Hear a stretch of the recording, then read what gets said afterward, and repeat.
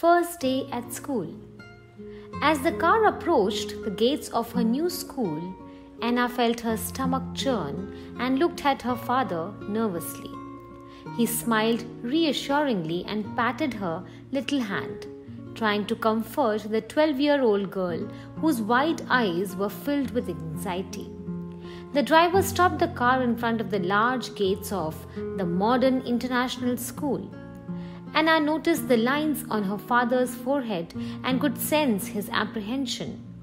After the customary details being exchanged, the security staff opened the gates and let them drive in.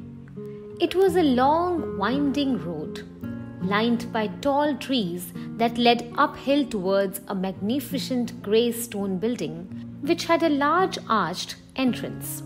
Vast grounds lay on either side. Anna noticed a football ground and a basketball court as they drove in. She bit her lip in anticipation as her father alighted and, with the help of the driver, retrieved her wheelchair from the boot. She longed to be accepted in the school as a regular student and was extremely nervous on her first day. The Divine Angel School for Children with Special Needs, located in the laid-back town of Panchagani, is where Anna had studied until the 5th grade. But both she and her parents were keen that she attended a regular school for further studies, as they did not want her to suffer academically. The new school was a residential school, and it was after a lot of persuasion that her father, Mr. Francis Lawrence, had convinced the management committee to let her attend the academic sessions as a day scholar. Anna was gently lifted from the rear seat of the car and made comfortable in her new familiar motorized wheelchair. As they entered the archway, a corridor stretched out in front of them, which had a big board above indicating the administrative block. They first had to meet the headmaster, and this is what they set out to do. Her wheelchair made a soft hum as she moved down the spotlessly clean corridors behind her father, who led the way. An impressive door to their left had a black wooden sign on which in bold white letters was written the word Principal. The door adjoining had a little office with a 3-seater wooden sofa. A pleasant-looking lady in her 40s sat behind a computer screen. She had large black-rimmed spectacles and her hair was tied in a high bun at the back of her head. Her crisp brown tunic did little to soften her features. Miss Stephanie was the principal's secretary. She looked up and smiled as she was expecting them. She motioned for them to be seated while she went in to inform the principal of their arrival. Anna looked around at the neat little office. A large painting depicting a cottage with green meadows hung on one wall.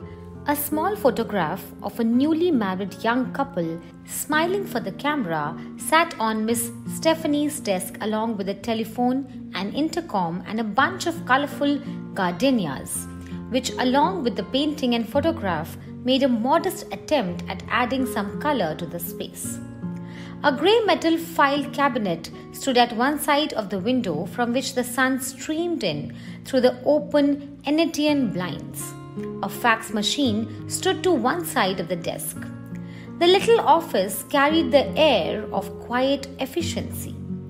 Miss Stephanie appeared and gently ushered them to the principal's office. Anna wheeled herself into the spacious room. Father Edward had a pleasant round face. He was bald except for a fringe of hair around the back of his head. He seemed benevolent and kind, although he was seated behind a large, ominous-looking desk which had numerous files on one side. It was a clean and Spartan room. A large bookshelf to his left held several books and trophies that the school had won at various events. Father Edward put down his steel-rimmed reading glasses, stood up, and came around to shake Anna's hand with a warm smile and welcomed her to the school.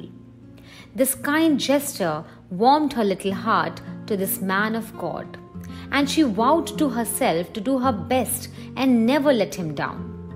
Anna was interviewed for about 15 minutes, and then an office boy called Raghu was summoned to take her to the class assigned to her. She glanced nervously at her father, who smiled encouragingly. Class 6B was on the third floor of another wing in the same building, and she wheeled her way up the ramp next to the lift lobby. This was a slightly noisier floor, she noticed. It was certainly convenient to have a ramp in place. Raghu walked along briskly without speaking much as he escorted her to her classroom. He was dressed in a grey uniform, and Anna noticed his colourful yellow and brown socks. The one on the right was down around his ankle, and she smiled as she felt the sock was smiling cheerily at her and telling her to ease up. Mr. Philip, the maths teacher, was teaching students the basics of geometry. The gentle mechanized sound of her wheelchair caught the attention of the class, and all eyes were now focused on the door. Anna nervously looked at the teacher and smiled shyly. Mr. Philip was a hugely built man with a large moustache and a heart of gold. He took one look at the nervous, pale girl with two pigtails confined to a wheelchair, and his heart melted. Raghu announced that Anna was the new student who was expected, and Mr. Philip's eyes lit up. Anna had done very well in the examination that took place 2 weeks ago to ascertain her eligibility for admission, and Mr. Philip had evaluated her paper. She was a bright girl with a sharp mind. Her set of school books had been kept ready for her in the cupboard, and Raghu was asked to fetch them while Mr. Philip helped Anna finding a place in her new classroom. Nayna was a well-built girl with curly hair tied in 2 plaits and a dusky complexion. She was an average student, and her grades seemed to be steadily going downhill. Mr. Philip decided to place the 2 girls together so their strengths could complement each other. Nayna could keep the bullies away from Anna, while the latter could help Nayna with academics. This was a brilliant move, as from here commenced a long-lasting friendship. Her wheelchair easily slid behind the desk in the front row, and she soon settled down. Having dealt with this little disruption, Mr. Philip sent Raghu back to the office and returned to his lesson. Anna renewed her resolve to focus on academics and not give a chance to anyone to say she did not deserve to be here. The air of formal education around the school excited her. An hour slipped by all too soon, and the class broke out into a noisy din once Mr. Philip left.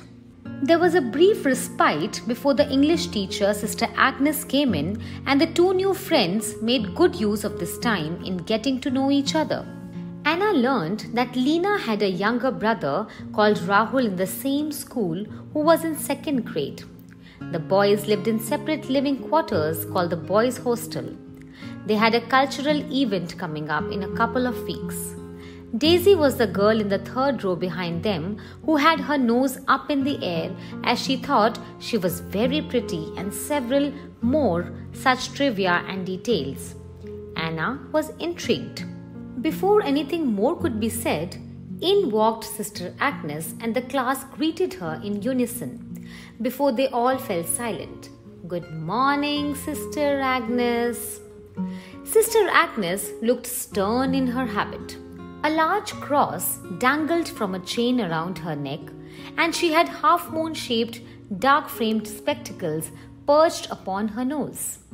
Anna guessed that she must be in her 50s. She was 54 years of age and knew how to keep a class in order. Not a whisper was heard in her class. Anna felt those piercing black eyes upon her soon enough. Sister Agnes asked her to stand up and introduce herself, and Anna turned scarlet with embarrassment. The good lady was quick to realize her mistake. The error had occurred out of a force of habit. She promptly corrected herself and asked Anna to introduce herself from where she was. The lapse, however, was good enough for some sniggering to be heard from the rear end of the class. Sister Agnes turned her attention onto David, who was a known bully. The children were all straight-faced with no evidence of who was responsible for the sniggering. Although she was certain it was David, she decided to ignore the fact this once. When she was done with Anna's introduction, she went back to the lesson of the day. They were to practice verse and she wanted the children to read aloud. The aim was to help the children improve their diction as well as improve their skills at oration and recitation. Anna's sweet and lilting voice filled the classroom as she read her lines. It was not surprising that Sister Agnes was very moved and happy with what she heard. She made a mental note of talking to the music teacher to pay some attention to this new girl. She would be a good addition to the school choir. Plus, there was the cultural event coming up. Lo and behold, an hour had gone by and it was the time for the kids to go to the library. Lena took it upon herself to show Anna the way around, and Anna was only too happy to have her company. Off the two of them went, talking 19 to the dozen. No one who did not know would have thought they had just met a couple of hours ago. They hit it off like a house on fire.